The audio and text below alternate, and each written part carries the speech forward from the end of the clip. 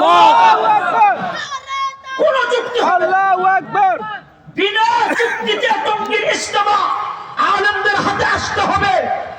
বহু যুক্তিতে আবদ্ধ হয়েছে উলামা একরাম বিগত দিনে। আর এক সেকেন্ডে